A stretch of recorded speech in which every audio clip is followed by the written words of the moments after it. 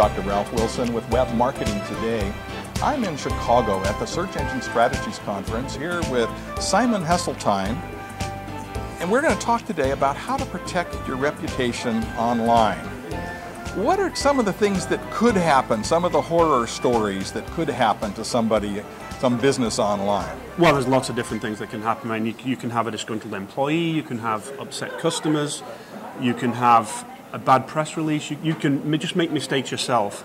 There are so many different examples out there. So you sell a product and your customer service person doesn't treat them very nicely, and now they're irate and they're going to show you. Well, yeah, and they're going to be talking about you whether you're out there or not. So you've got to be out there actively looking for people that are talking about you, finding out what they're saying and respond to them. So first of all, there can be a problem. It could happen unexpectedly. Absolutely. These don't come on any schedule. No, they don't. There was a supermarket chain in the UK that pushed out a press release about Easter, saying that they'd done a survey, and it was something along the lines of 7 out of 10 teenagers weren't aware of the real meaning of Easter. But at Summerfield, we celebrate the birth of Christ. Not quite what Easter's actually about. So they had to retract that and put up another press release that said, well, actually we meant the rebirth of Christ. Then the Church of England released a press statement that said, we prefer to call it the resurrection of Christ. So they had their foot in their mouth several times. Absolutely. So now what are the things you can do if something like this happens to reverse things or at least do some damage control? Well, the first thing is to actually find out whether there is something there or not. And it may not necessarily be on those 10 blue links on Google. How do you monitor the internet for things that said about your company? There are several things you can do. You can use Google Alerts, Yahoo Alerts, you can use Tracker. So Google Alerts, for example, it's a free service. Absolutely. You can put in the keywords or key phrases, maybe your company name. Yep. And when it shows up, every day it'll send you something. Absolutely. Tracker is a paid service. Yep. Excellent, from Andy Beal. Yeah, it's only about, I think, $19 a month. Okay. But I just use Google Alerts, just for me. That way I know whenever anything I do is out there. Anybody starts talking about me, I know about it. Okay. Or I'll follow what's happening on Twitter. I'll look at what's happening with my name out there. But absolutely, if we've had customers, when I was back on the agency side.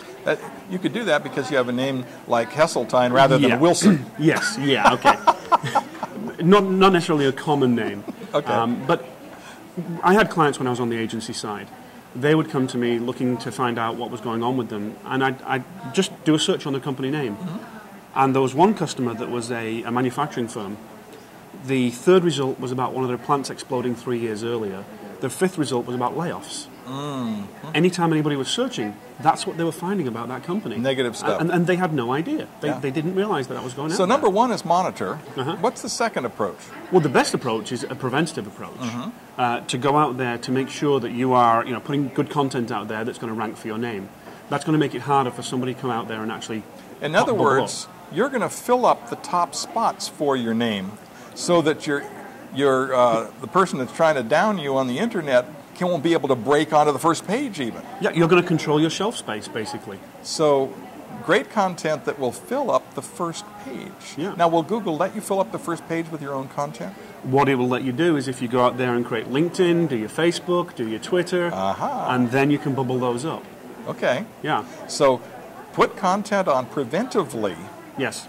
That will come up on top, and then optimize those so they come up on top. Okay. Yeah, and with some of those, I mean, the Twitter one's probably just going to bubble up there anyway. The LinkedIn will bubble up anyway. So it's good to just get them out there. Even if you don't necessarily have a customer base that's on those sites, it's still good to reserve those namespaces so some nefarious person doesn't come in, steal them, and start tweeting as if they're you. I had that happen. Yeah. Any other tips for us? That pretty much. Well, one other one is also take a look and see if there's anything out there that's in your listings that is neutral or positive about you. That's not anything you've necessarily put out there. Doesn't hurt you to link to them and help them bubble up a little bit. Okay. Now, if some crisis happens, you've done the preventive stuff. You're monitoring. Some crisis happens. Is there anything at that point you should be doing? Well, for one, you should have already been active in any communities where your customers or clients are. And then, if that's where your customers are, that's where they're going to be talking about it. And you want to go in and just address it. Honestly, as truthfully as you possibly can. Obviously, there may be some legal or logistical issues, but try and talk to them as best as you possibly can. And you'll get your version out there. Now, if you're jumping in be active in the communities where your customers are. Yes. So they're used to hearing from you. You're not a new character that just shows up when trouble happens. Absolutely. If there is a problem, and you jump in there and your first post is, this is wrong, this is what we really did, then nobody's going to listen to you. They're just going to think you're a marketer jumping in there to do damage control, because that's what you are. Whereas if you're an active member of the community, then they're going to listen to you. Or they're more likely to. Well, thanks for sharing with us. Tell us about your business and what you do. Well, I am the principal marketing manager for AOL's News and Information division. So I work with AOL News, Politics Daily, Daily Finance, Engadget, Fanhouse, MMAfighting.com, and a bunch of other sites. A lot of great content that we put out there. Well, thanks so much. This is Ralph Wilson with Web Marketing Today.